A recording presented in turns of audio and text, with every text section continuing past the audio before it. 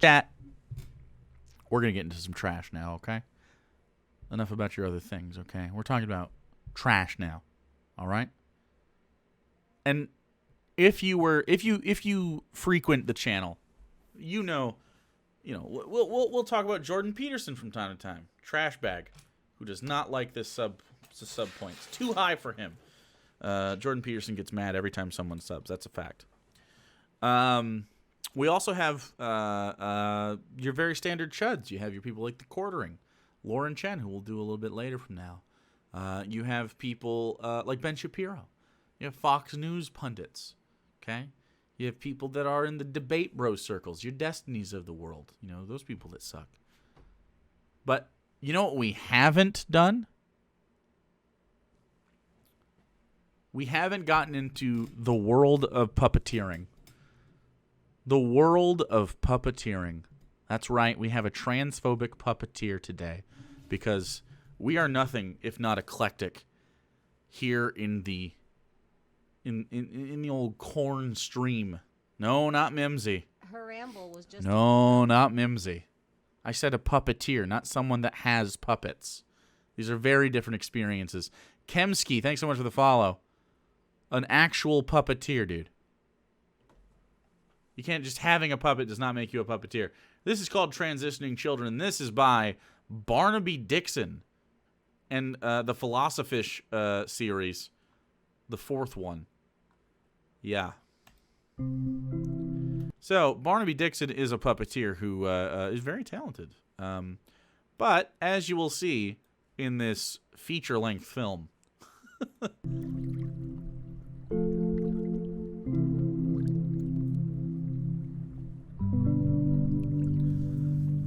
and look at how it's marketed, man. Oh, hello there. Many welcomes to you. Many kisses too. All for you. There you go. I was wondering, do you think Cassandra feels more like a human or a fish? A mer or a maid? I was asking her, but she doesn't answer me. She covers her boobies like a human lady, but no underpants. Like fish. Huh. I also wear... You know, like trans people. You know how trans people are like either fish or humans? That's the parallel that he's drawing right now. No underpants, but firstly, I Any am fish a in fish, chat? and secondly, Corn whales are not fish. nobody has complained.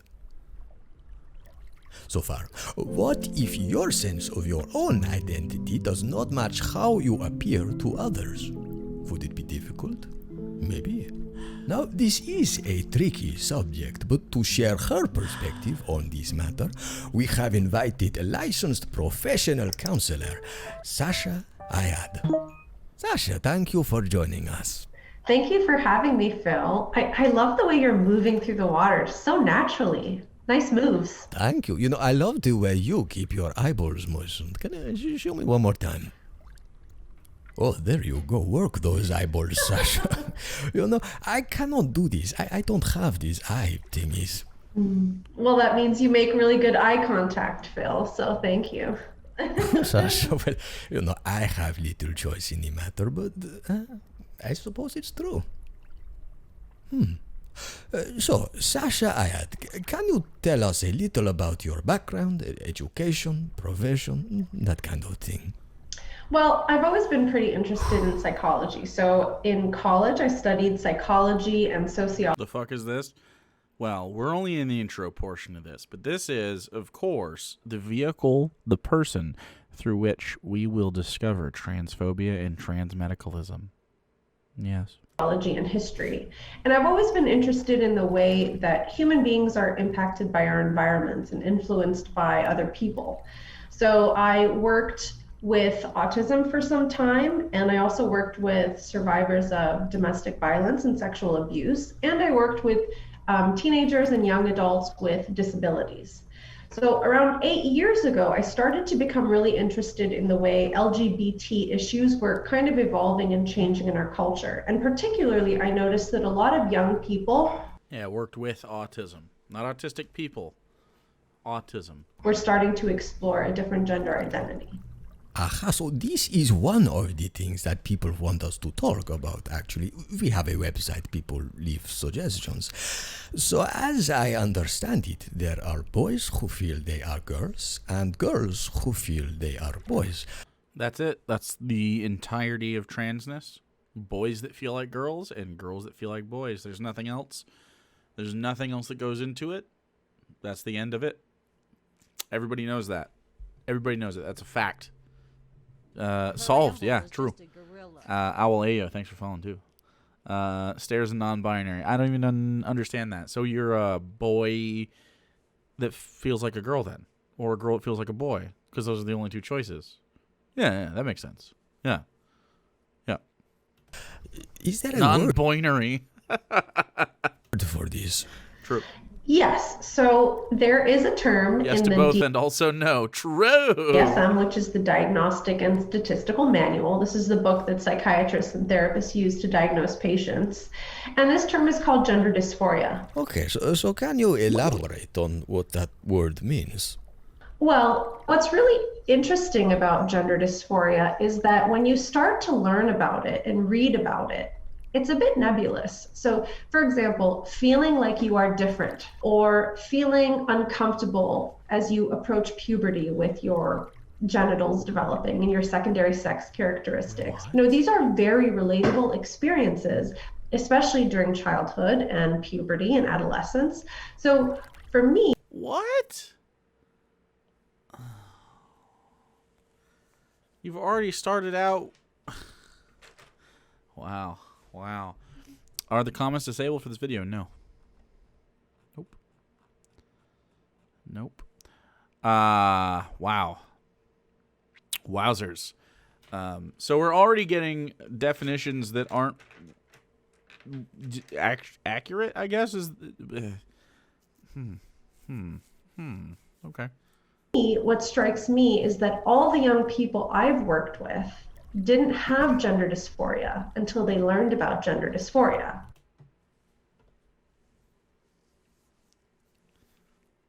Didn't they?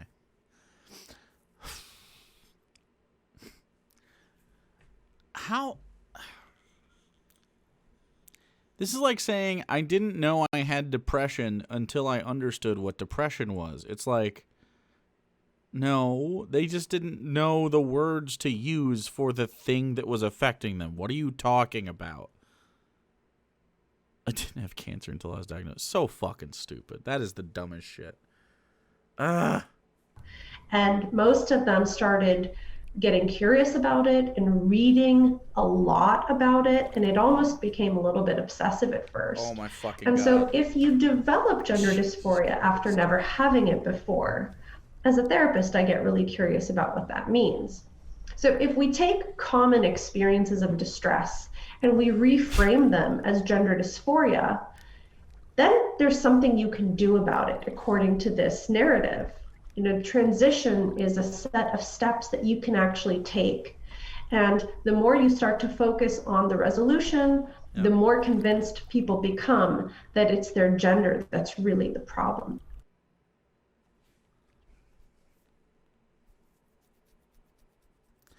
Okay, so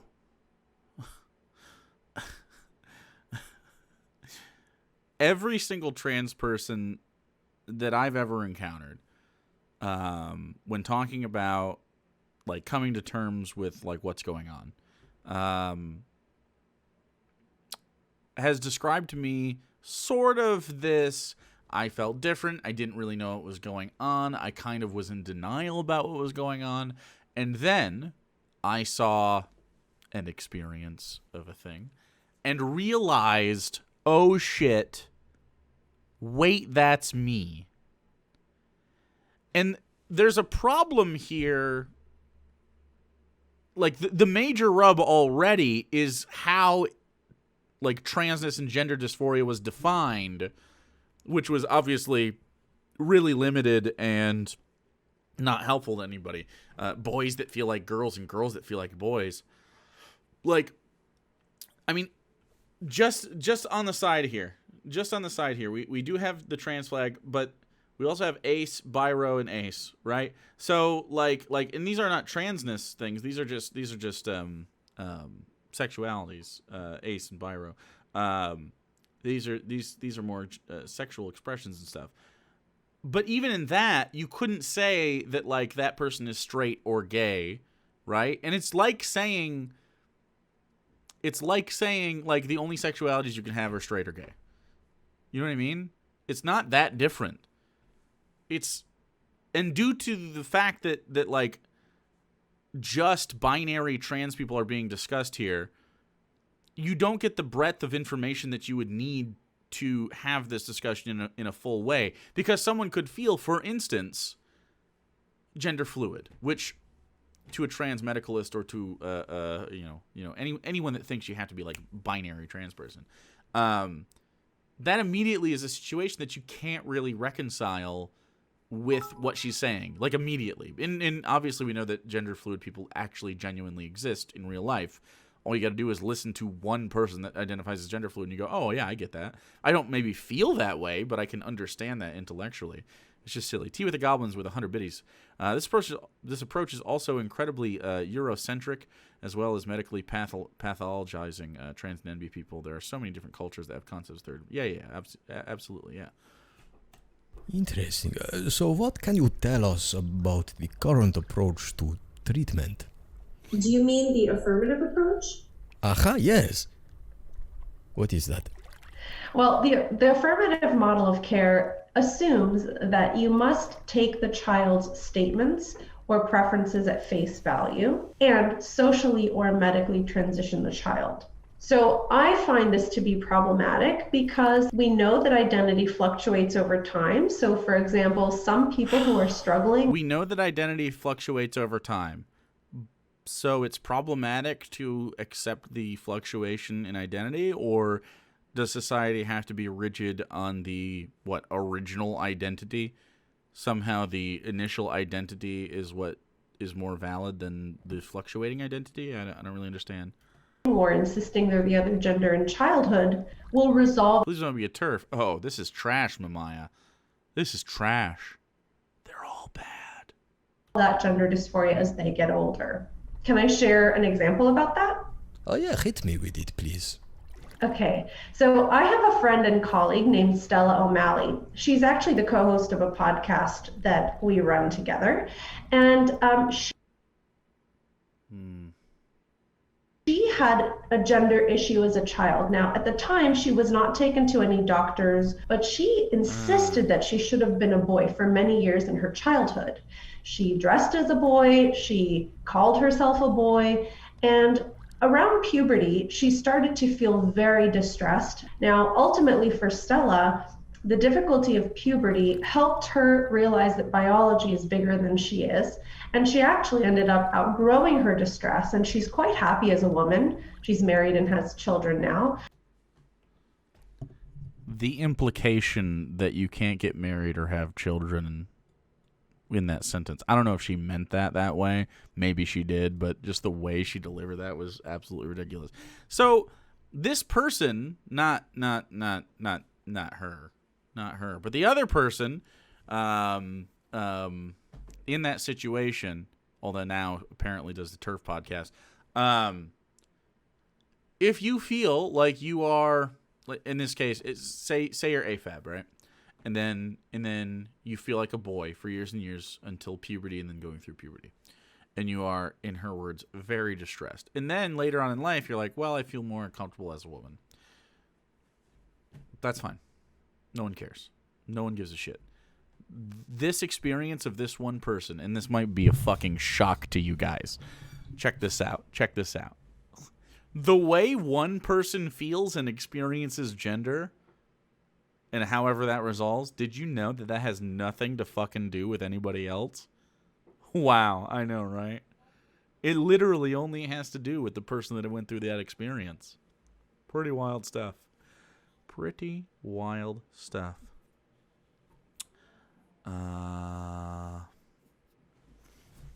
Solid copy pasta, buddy. I look forward to seeing your genuine personality. But she's a great example of a person who has struggled with their gender, but had that resolve on its own with time and space. Okay, so what if that's fine? Who cares? That is interesting, Sasha. Let me think for a moment. Okay. Thank you. So, if Sasha's friend, or what her name, Stella, had changed to become Stan, let's say, maybe she would not have had her children and feel quite so happy now. Yikes. Yikes. Maybe that depends if she likes her children. I will not ask that. But I will ask, Sasha, is it sometimes okay to accept the child's self-diagnosing? Mm-hmm. If a child, for example, says, I think I might be gay, right? We wouldn't want to challenge them. We would just want to say, great, we accept you for who you are and move right along. Wow. It's okay when it's their sexuality. The difference, however, is that being gay or lesbian or bisexual, it doesn't require any medical intervention. It is just a kind of fact of experience. Neither does being trans. What? What? Being trans doesn't have to be medical at all. What? Especially not for children. This isn't... She didn't go to a doctor. Lady, if she went to a doctor, they probably would have recommended transition. Psychiatrists are pretty good at telling if a child's trans or not. Surprise. And it might fluctuate and be fluid over time. Validating a gender identity is a little bit different. There's no other case really in which a person makes a material claim about themselves that it's not a material claim. The therapist is supposed to validate. So, wait. Do we think that saying... I don't know. It feels more like a... I don't know. I don't feel like it's a material claim. I feel like it's just like a claim about the inner experience of a person rather than the material conditions of that person. I mean, it could be both, but I mean, like, it's certainly not just material. Like, it implies that it implies the way that she framed that, of course, is like, yeah, but you don't look like that. like what? Fucking awful. So if I were to say, for example, that I'm actually 10 feet tall. Oh my God, I'm actually 10 feet tall. What a good fucking argument, dude. This is what it is, because it's not material, dude. You can say to someone, you're literally not 10 feet tall. We can measure that. Is there a fucking... Does anybody know if there's a trans ruler? And I don't mean someone in charge of trans people. I mean a literal 1 foot long ruler, or whatever the units of measurement are for transness. A ruler that you could use, a measurement tool that you could use to decide if someone is actually trans. Of course fucking not, because that would be stupid. God, she's so dumb. She's so dumb. Feet tall, you say? You wouldn't say, yes, you are, Sasha. That's a terrible argument. Wouldn't validate How do you have an education in anything? that claim. Oh, I see the point you are making. But does the same logic really apply here? No. It's a bit tricky because the sense It's not tricky. It doesn't apply. of femininity or masculinity is really internal and subjective. And so I think So not material at all. Weird. there are ways to validate that experience without taking it so literally and telling the child that they are literally the other sex. No one is saying they're literally the other sex. No one says that. Why is she's framing this in such a dumb way? Has she actually not ever heard these things? Is she genuinely just like not engaging with these conversations? How can she have a podcast on the subject and still be making terrible arguments? This is easy stuff. Like, literally, to invalidate trans people, anytime anyone tries to invalidate trans people, they always have to shift the framing. Always. Because if they just take what the actual real life framing of it would be, they can't necessarily lodge reasonable complaints. They just sound bigoted. So they have to shield it underneath like other forms of framing just to make sure that it doesn't sound like super fucking mean. I have a bachelor's in psychology. She's a fucking quack and needs to get a refund on her degree. It's awful. Thanks, Guy Comment Fallen, for the 100 biddies. Bitterest Buggy with 50 biddies. Also, we're going to watch his apology video? Because I'd say it's even worse. No. Probably not. Unless it's short, but it's probably not. Eccleston, thanks for the 50 biddies. Is it just me, or does this fish rant sewn and look something straight out of red between the lines? I don't know what that is. I didn't watch that. I did not perceive it. But Sasha, I had telling children. I mean, does this approach go that far beyond the aforementioned affirmation? Mm-hmm. So there's this really interesting example of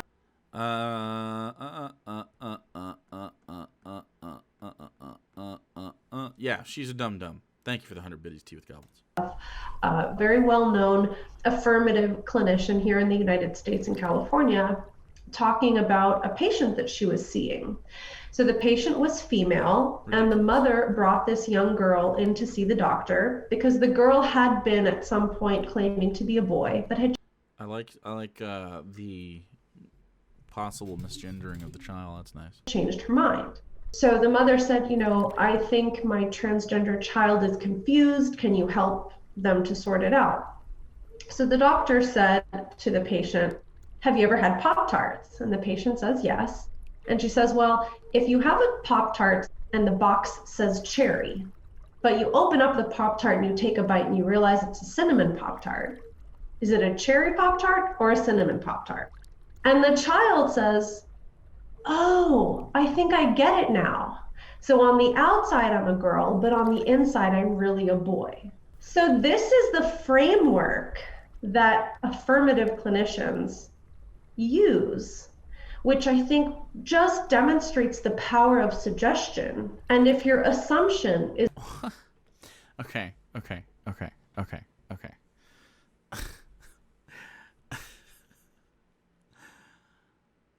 That is not an okay. To describe gendered experience to a child who is saying, I'm not a girl, I'm a boy, I mean, just listen to them and be like, look, hey, what's going on? How do you feel inside? What would make you happy? And the answer to that question is the only thing that really matters. What would make you happy? Well, likely if you're complaining about being called a girl, I think maybe stop calling that person a girl. That's okay. And what happens if that person goes, no, it's okay if you call me a girl now, sometime down the line? Then call them a girl then. I don't care. It doesn't matter. It's not a big deal. It could be whatever. Like just go with someone's. Like, they're not saying, like, oh, I think I can fly and trying to jump off buildings and shit. It's not dangerous to express your gender in whatever way it manifests. And however you shake out in the long run, it doesn't matter. Like, this implies, and the entire TERF argument, and especially, like, this transmedicalist argument, it heavily implies cis-normativity, right? Like, the only way that we can organize ourselves are if our societally placed gender aligns with our expectations of gender in regards to how it interacts with sex. So how about just don't worry about it? If a person is the way they are, then that's what it's going to be. Just let it happen. What's the worst that could happen? They could decide to what? I don't know. This is a broad and deep problem, transphobia in general, and worrying about people being trans. It's like, why worry about someone being away as long as it makes them happy? And it has roots in fucking pop culture. Consider the idea that trans people are often culturally the butt of jokes. Like, oh, that was actually a dude you made out with, bro. Even though it was a hot lady that happened to be trans, right? And then they like clean their tongues and shit. Like that's the kind of fucking culture that trans people have to grow up in, especially if they're around my age, and older obviously went through it as well, and even worse. But like so I understand initially why people would be like, oh, well, that's not normal, right? Like if they've never interacted with transness whatsoever and they have no idea about the conversation, they are taught by pop culture that it's not normal and it's bad, right? So you can understand that. But as a fucking a person that works in the field of therapy and stuff, this is dangerous. Like you are a bad fucking person if you aren't able to accurately explain to people who aren't part of the conversation why their child is valid and okay. Then you're a fucking shitty person, dude. And this person is shitty. Is that a young person is really a boy on the inside. It prevents you from really understanding what else could be going on. Interesting, Sasha. So you mentioned this child was trans, but then had second thoughts. Does this happen? Citosaurus, thanks for the 2 months. Do some people change their Hooray! minds after transitioning? Mm-hmm. Okay. Well, have you gained a sense of what this journey is like for them? So, it's really hard for individuals who, have taken those steps and then perhaps later changed their mind for whatever reason, because now they have to again float through the world with an internal sense of self that doesn't quite match how they look on the outside. So it's really, really important for people to understand that detransition is not a flippant thing that we can just kind of chalk up to some gender journey. I know lots of young people who identified with their birth sex and they are able to move forward and be fine. Yeah. And I know for others who are trying to detransition, it can be very difficult as well. What do you mean? Why are we so fucking hung up with detransitioning? Like, I genuinely don't understand why we have to worry about those that decide to change, like their gender expression and to try to like basically reprofess something different about their gender than the first time, I guess, or the last time they made a declaration in that direction. Like, who cares? Because it scares parents. Fuck parents, dude. Fuck them. What do you mean? Why does it scare them, though? What's the scary part? My daughter became my son, became my daughter. Do you love them less? Like, what? Who fucking cares? It's so stupid, dude. Well, transitioning must help most people who feel they need it, surely. It certainly seems like it helps some people. Not some, most, bitch. Unfortunately, in terms of long-term data and really... Darwin!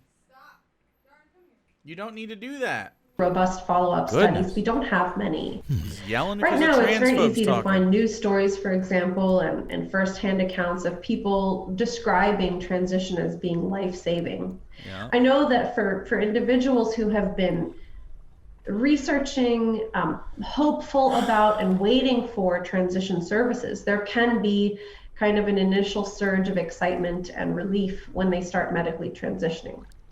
However, what I've learned is that in long term, there are a lot of medical complications. And unfortunately, data shows that transitioning doesn't necessarily resolve gender dysphoria, and it doesn't necessarily mean that people will be better off in terms of their overall mental health.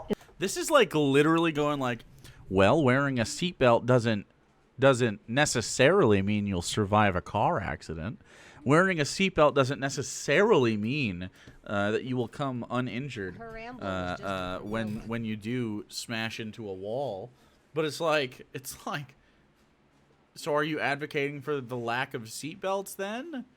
you know, a thing that saves lives? Well, no, of course not. Like, what the fuck? What a dum-dum, dude. I'm awaiting my swamage. Swamage awaiting. In the long run. What do you mean? So some people have equally elevated risks of mental health issues or suicidal ideations. And I think that there are also individuals who don't get the right kind of psychological support while they're going through the transition process, which can be very difficult. So not the best outcomes in the long run that we've seen. Well, I suppose there will be more long-term studies eventually, and perhaps they will give some answers. How common is a transition nowadays? Well, in childhood and adolescence, young people presenting at gender clinics seeking help for gender identity issues has really skyrocketed. So in the UK, for example, we see that there's been a 4,400% increase. Sorry, Sasha. 44 what? 4,400%. Can you explain this percentage a little? Okay, so what that means, so I'll give you an example. There's the Gender Identity Development Service in the UK. It's just not surprising. I don't understand why it would be surprising. Which is a centralized healthcare service. So any child who's struggling with gender issues will be referred through this clinic. It's called the Tavistock GIDS. And their data from the years between 2009 and 2016 show this huge... Between 2009 and 2016, 7 years, when they weren't treating any trans people, like very rarely were they treating trans people, treating trans people, and now by 2016 they were even more. I guarantee you it's even higher today than it was in 2016. Surprise! In 2009, this wasn't even like on people's radars. Ridiculous. Who's bringing me my swamage? Mine is a fucking junior bacon sheep, bruh. And also a second one. Spike in young people seeking transition. Okay, let me have another think. So, if we still don't have the long-term studies, then it is possible that the We majority have plenty of long-term studies. of the children who transition will be happy with their decision. Magnetar, what about my swamage implies chicky nugs at all? You fool! In the long term. But even if a minority are not, then it might be worth to know why this current approach to treating ginger dysphoria is used. What do you think, Cassandra? Oh, you are still not talking to me. Sasha, my question is, if the current approach is imprecise or problematic, as you say, why do you think it is still used? That's a good question. I thought so.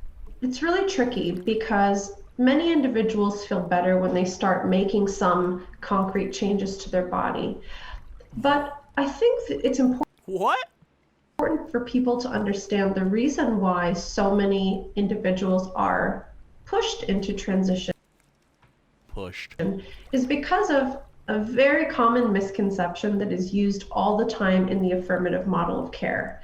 And that justification is, if you don't intervene soon, the person will be at risk of killing themselves. Now, there's been study after study that debunks this claim. No, there are not studies after study that debunk the claim that untreated gender dysphoria is incredibly distressing to the people that are experiencing it. That's not the claim. There are some TERF people that claim like, oh, it doesn't affect it at all, which it does. It does positively affect it. Every single trans person, pretty much. I'd say the overwhelming majority, 99%, probably more than that, of trans people that go through any version of transition, and usually social is the biggest one, for everybody, usually. I mean, literally, just You could show of hands. You could have a crowd of trans people, and if you said, okay, you can only pick one of the following.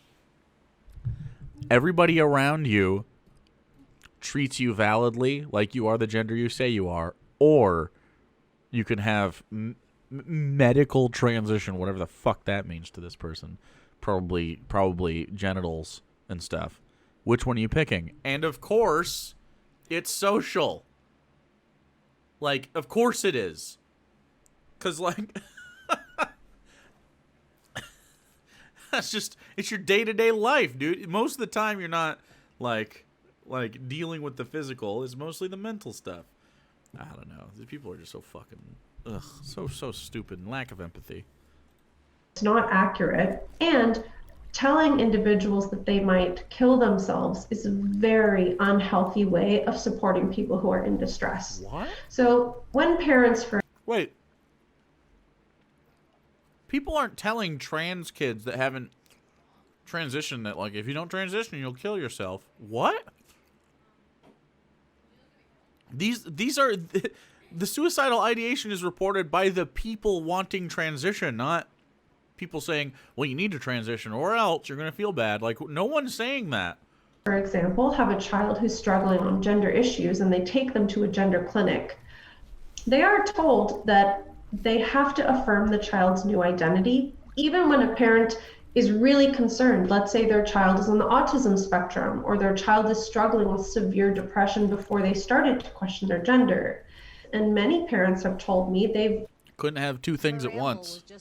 You couldn't be autistic and trans, chat. You couldn't have depression and be trans. And they couldn't be different. Nope. Because, of course, this implies that depression is because of a thing. Like, oh, I'm sad about a thing. What, does she even know what depression is? Framing it that way?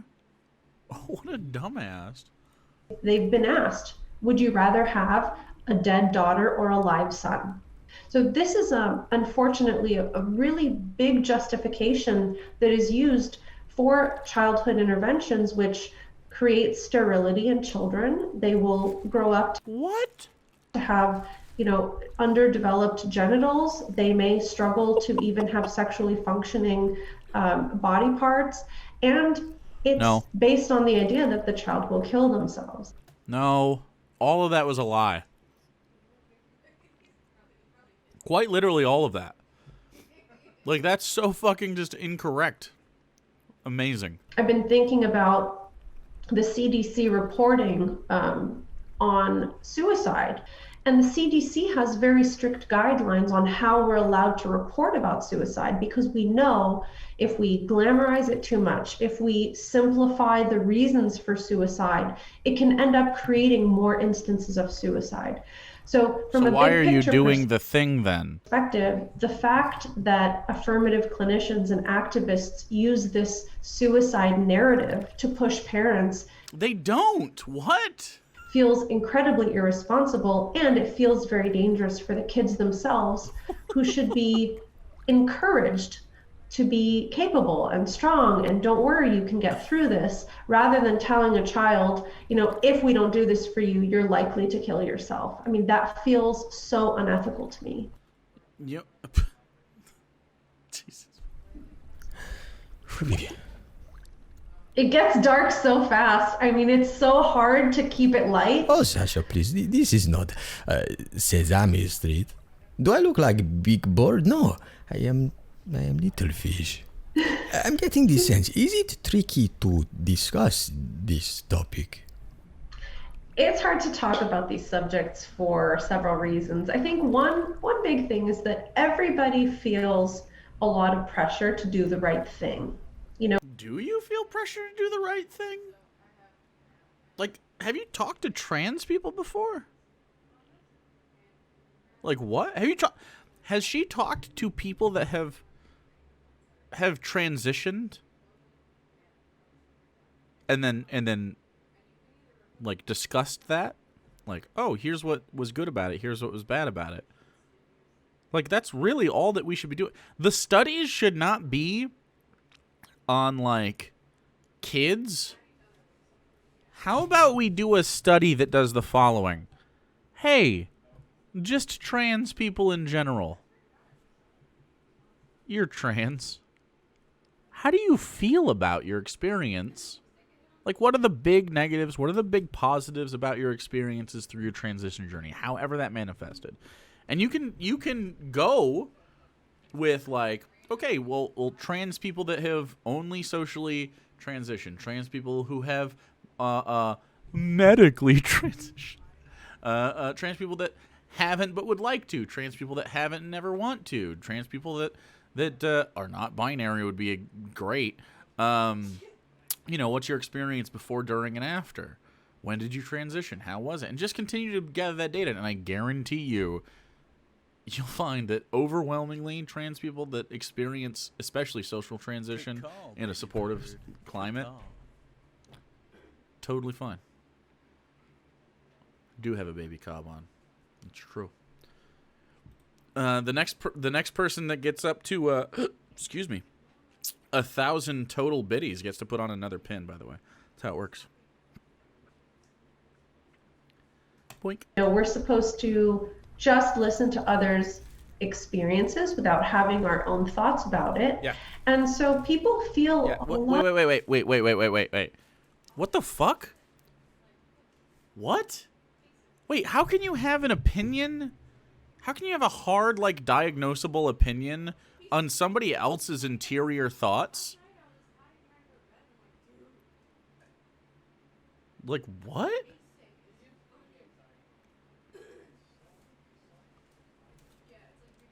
a lot of pressure to just be quiet. And one of the problems I think that happens when we do that to one another is that it disconnects us from our instincts. So, you know, if you are a parent or even a sibling of somebody who's struggling with gender, your instinct might tell you, I know that my brother, for example, has been really depressed for a long time. Your instinct, bro? What? What? And I know that, you know, one of his close friends is questioning their gender, and I suspect that maybe that's part of it. And if you try to voice that opinion to somebody you know, you might get a lot of reactions saying, that's transphobic, that's bigotry, that's hateful. Everything you've said leads me to believe that you are transphobic, yeah. You're literally telling people that, like, oh, but my instinct about your internal monologue with yourself, your internal dialogue, the way that you decide who you are as a person, my instinct is that you're wrong about yourself. Like, what? When we use terms like that shut down our ability to think for ourselves or to say what we feel is true, it can be a really powerful force of social control that really divorces us from what our gut is telling us to be true. And I think that's a big problem. Now, I understand that we need to, check our biases. So if you notice that you have a bias, for example, you be aware of it, you be able to acknowledge it, but then you still have to be able to think clearly and say, well, in this case, actually, my bias is not impacting me because so and so and so factors make me really convinced that this is what might be going on. And I think we forget to do that. And we jump to the other side, that we should be, willing to dismiss everything we first considered or thought was true. Okay, so the example she gave was, what if I have a friend who I've noticed is depressed recently, and one of their friends is going through transition, or we know someone else is going through transition or something. So maybe that can be the root cause of it. What? Why would you be depressed? Somebody else going through transition, bro. What? I see somebody else transition, and suddenly I'm like, oh man, I wish I could wear like pretty dresses, but and not be called a man anymore. Like, that's, as soon as I saw Hannah transition, I was like, yep, that's for me too. What? I mean, if you see somebody go through transition and you think to yourself, wow, I wish I could be that, maybe you should. It's fine. And then if at some point you go through that and you're like, I don't really like this, it's fine. Undo that. That's fine. Who cares? Like, so weird, man. Oh, you reminded me of something, Sasha. Sorry, I could talk with my audience again. So, from what I am now remembering, Sasha's perspective is not popular with some people. It's a tricky side of the topic to explore, and that is partly why I was interested in it. You know, if a fish cannot swim through these rough waters, then who can? But also, she does get called those names she mentioned. Now, is she right? I don't know. These are complicated human matters, and I am a fish. But is she something phobic, hateful? My sense is that she cares about these people and wants to help. Oh, really? Or maybe I just don't want to insult her. You know, she is 10 feet tall. She could squish me like a squishy fishy. Okay, Sasha. Oh, you're laughing at me. It's okay. I have one more question. So, Sasha, if we still don't know too much about the causes of gender dysphoria, perhaps it is hard to give specific advice, but maybe you can give general advice for anyone, adults, children, mermaids even, who feel a certain discomfort in their own bodies. Well, it's important to know that we all Wow. I'm really excited for her answer here. Chat, this is fucking awful. feel kind of distressed by our bodies right now. We can feel disconnected from them. I think it's a challenge when we spend so much time on screens and looking at 2D images. And I think a great antidote to that is actually feeling things and experiencing things with our bodies. What, did she just blame cell phones for trans people? What? Did she just say that we watch too much TV and are on the internet a lot and that makes people trans?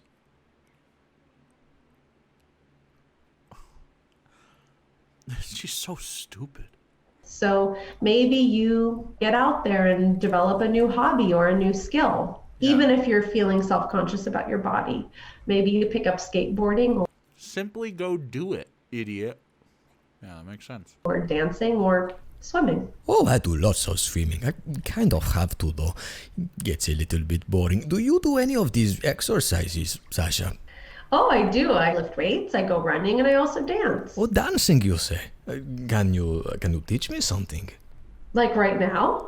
Yeah, why not? I mean, swimming all day long, mix it up a little. Okay, well, let me put you over there. Okay, going over there. I warn you, Sasha, my footwork will be a little limited. It's okay, Phil. I think you're really gonna like this. Gonna This dance? style of dance is called Saidi. Saidi. It's from Upper Egypt. And originally, this is a style of dance that was... Am I gonna have to watch this turf dance? Is that really what this is gonna be? Yeah, no. I'm not interested in that. Okay. Not interested.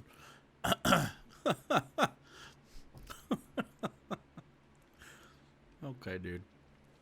Alternatively, we could not. That's true. We're gonna bail out of that. Apparently there's an apology video or something responding to criticism.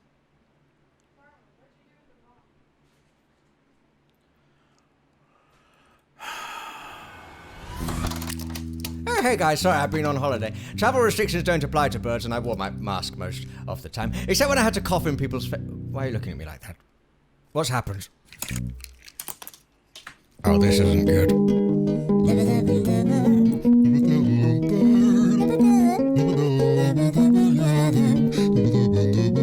Wow, taking this well. I'm gonna kill that fish. Do you think people are being kinder on Twitter at least?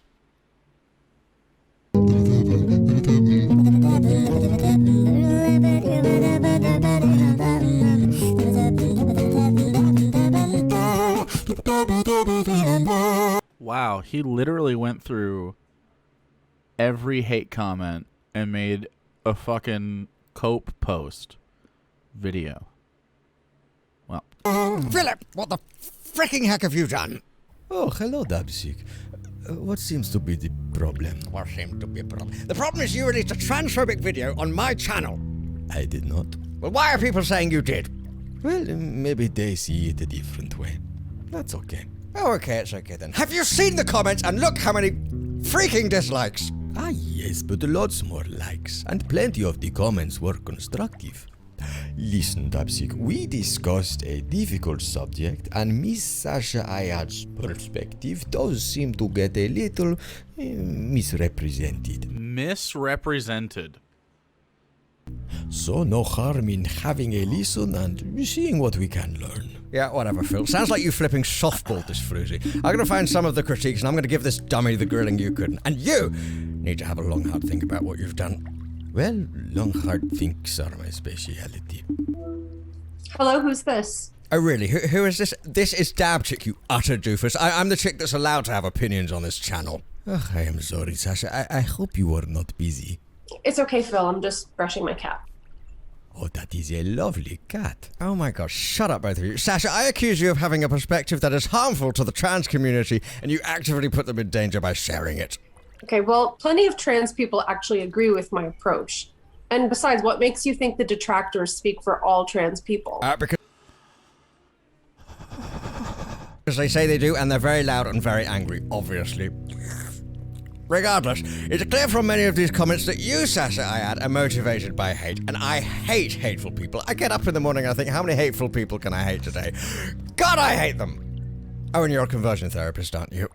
No, do you even know what a conversion therapist is? No, I don't. Look, I never debate my client's identity with them, but gender identity is just one part of a whole person.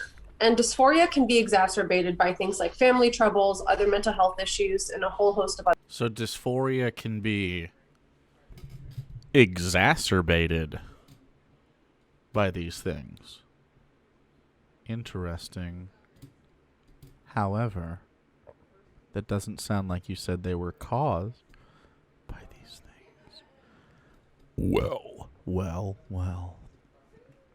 Other things. You know, without the long-term evidence, I think we have to go slowly and be really careful. That's why I try to use a psychological approach first to see if we can alleviate distress. For example, did you know that girls as young as 13 are getting double mastectomies? That means they're getting their breasts surgically removed. Objection! Fear-mongering. Looks like less invasive medications can be used before surgeries are even considered, like, gonadotropin release. Oh, wow. And so now we're strawmanning the people defending it by having him look it up in real time and not knowing what he's talking about. Loving the emotional manipulation cat. It's a good cat, yeah. Releasing hormone anal logs. Sorry, anal hogs. Oh, haha, whatever, you cackling harpy. I'm not the freaking expert here. Do you mean puberty blockers and cross-sex hormones? Probably. I don't know. Yes. See? Like, what? How is this a reasonable... Dabchick, we still don't know the long-term risks of either of these medications. Yes, we do. Yes, we do. What we do know... The answer is they're not dangerous things. Literally, okay, so... cross-sex hormones, which is just testosterone or estrogen, and then if you are AMAB, if you get the other one, then it's cross-sex. And puberty blockers. Both of these things are used outside of trans communities, and have always been. Puberty blockers are used for many different things. Obviously, precocious puberty is the one that everyone brings up. But things like hormones are brought up when a lot of people go through stuff. Like, for instance, if you get your testicles injured or removed, and you are a cis fella like me, like, say, for instance, testicular cancer or something, a lot of times you'll have to take testosterone supplements to replace the sort of production of that hormone if you want your body to maintain sort of the homeostasis that you're kind of used to. Same way if you get a hysterectomy, if you are a cis lady, you'll have to take estrogen to balance out your body. Menopause, obviously, they take that as well. There's lots of situations where hormones can be used. You could just be particularly low in a hormone you need, and by no means are testosterone and estrogen the only hormones that we supplement. So it's just one of those things where like we We don't know the long-term effects. Yeah, we do. We've done these drugs forever. These are things that we've had forever. All these treatments for many different things. My mom was on estrogen for some time after her hysterectomy because she had really bad cysts, and she was past childbirth, and she had me and my brother. So she was like, yeah, I'm getting that taken out. It's just a big problem. But she had to take hormones for a while. I don't know if she takes them anymore, but she took them for a while because it gave her early onset menopause. So, it's one of those things. Know though about children with gender dysphoria is that if they're left to develop on their own, 60 to 90% of them will desist and their gender dysphoria will resolve. But when we put them on puberty blockers, 90 to 100% of them go onto cross-sex hormones, and that actually makes them sterile. Well, why would kids want to have kids anyway? They're far too young. But Dabchick, maybe one day they will, and if they do... Only 1% of people who transition change their mind and detransition. That means trans children seem to know what's right for them, and if you think that you can convince them... Listen, we don't have any recent data on this, because it's only been a few years since people have transitioned in such large numbers. A lot of detransitioners report they don't actually return to their clinics, and so they're not being counted. And when they do talk about detransition, many of them feel attacked and just stay silent. Because they always frame their those that get attacked for detransitioning do so because they attack the validity of other trans people that choose to remain transitioned. If you just ask the community in general, hey, do you care if someone transitions and then decides that that transition no longer makes them happy and then they go back to identifying as cis? Do you care? Is that a negative thing for you? Literally no one will say they give a shit because they don't. The only time it comes up is when someone detransitions and they go, well, I detransitioned and that means that trans people are stupid. It's like, what, bro? They're forcing people to be trans. Well, no. If they wouldn't have listened to me, I wouldn't have made this mistake. Mistake. It's okay. It's fine. I don't understand why people... You make one decision one way, and then if you make another decision the other way, after that, suddenly it was a mistake. So what if I say I want to eat a burrito tomorrow, okay? For lunch, I'm eating a burrito. And then I say... on the day of, wow, it's 11:30. I'm about to get lunch. I don't really feel like a burrito. I want chicken. What are you, fucking betrayal to all burritos, and you could never make another decision again? You've been invalidated. And what if I was like texted my friend Alex, and I was like, hey bro, want burritos tomorrow? He's like, hell yeah, sounds so good. And then the day of, I go, man, I don't really want burritos. I want chicken. He goes, wow, dude, fucking lied to me. Wow, are we even friends? Like what? It's so fucking dumb, dude. Good, more people should stay silent. Everyone's got a freaking opinion nowadays. Well, people should read the studies for themselves. Plenty of them misrepresent their own data, and many researchers consider these studies very low quality. So it can feel like the authors started with the answers they want and then worked the methods to reach the conclusions they want.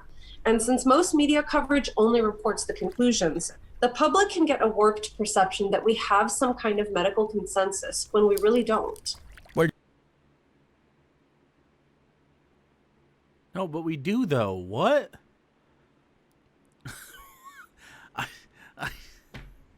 There is medical consensus on this. Does she have a very small community that she considers the medical community? It is quite literally consensus. Social and sometimes medical transition is the best course for people. It's almost always social, though.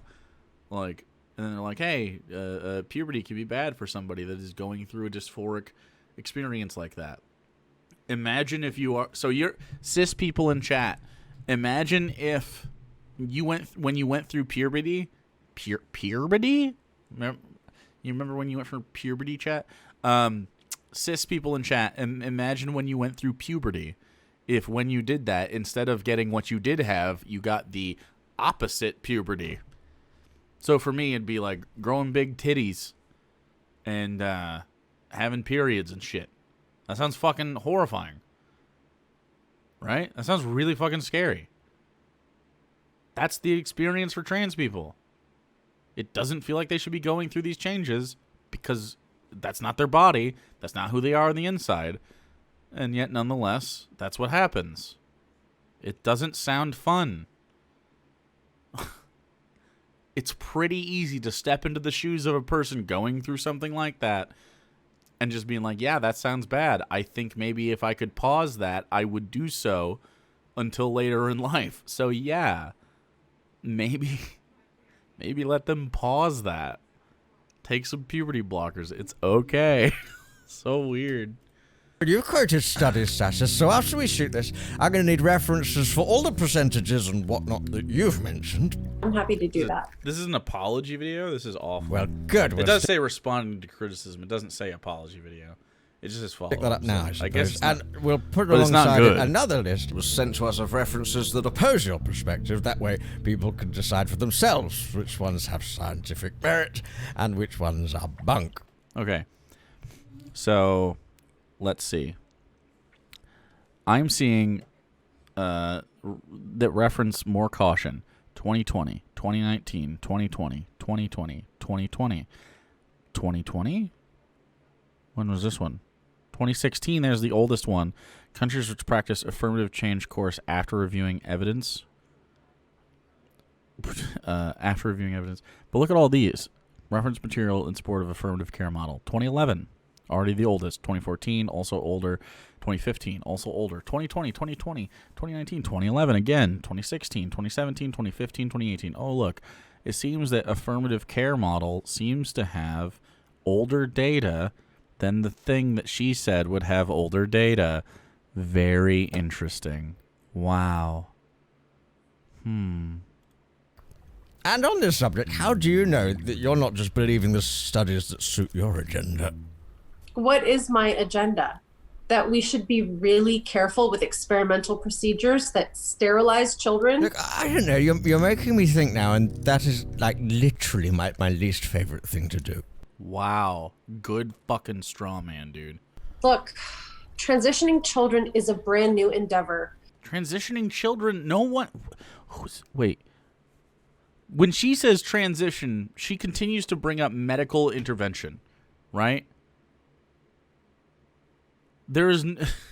She keeps bringing up sterilization. She keeps bringing up, like, transitioning children. Think of the children. It's always the fucking children, dude.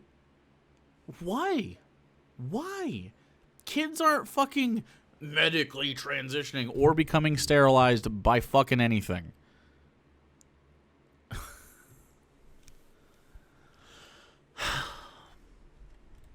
And it's the most controversial area of medicine for a reason. We just don't have the long-term data, and these medical interventions have really serious permanent consequences. What medical intervention are you talking about? Because it sure sounds like she is dancing around the actual things that are done to children, and she is saying medical transition so that she can fearmonger the idea that people are chopping off baby genitals to satisfy their woke agenda. You know what I mean? Like, the way she frames this is intentional.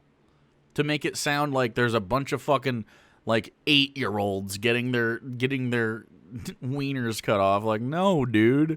What are you talking about? If there's any chance that we have blinders on and we can't see the future damage, we really have to slow down and be cautious, especially when it comes to the lives of children. I just don't see how this cautious approach is harmful. Because you're dumb. The cautious approach is literally, oh, look, the child is experiencing dysphoria. It would be good to limit the amount of dysphoric events that this child had to experience, because as we know, dysphoria is an incredibly sort of like traumatic thing for people. It is a bad experience. It's not a good one. So if someone is going through it, mitigating that to the best of our abilities is in fact the actual most cautious way to do it. Like, what? This is what everybody agrees. And it makes them it's also just intuitively the easiest. Just intuitively. You don't even have to, like, really think about it much more. it gives someone incredible distress to call them Jen instead of Jake. Oh, well then I guess I'll just call that person Jake because it causes them no distress at all. Wow, easy. We did it. So this is why people are angry, because they think your perspective is harmful. I know they think that, but I just don't agree with that assessment. But people are very angry. Are you sure you weren't advocating for violence against... Absolutely not. Okay, Philip, I think I might need to have a little chat with a certain segment of my audience. Dabsik, you have been drinking. Are you sure you want... Yeah, I'm right at that level of intoxication where everything starts to make sense. Okay, my little dingleberries, there'll come a time in all of your lives when you will hear an opinion that you don't like. You can do one of two things. You could either decide that that opinion is somehow bad or harmful and shout all sorts of names and attribute all sorts of motivations in the hope that the opinion will go away. Or you could consider the possibility that the person might have some important nuance to add to the subject, and shutting down the conversation could actually harm the very people you claim to be defending. Oh. Well, Dabsik, that was surprisingly measured. What? Did I say something? Sorry, I blacked out. I am so bored of this subject now. I want to get back to road trips, wacky musical instruments, and cat buttholes. Oh, there's a cat butthole now. Isn't that your specialty, cat buttholes? Yeah, Sasha, I basically just said that. God, you're a bad listener. Anyway, love you all. Bye, everybody. I'm gonna go throw up.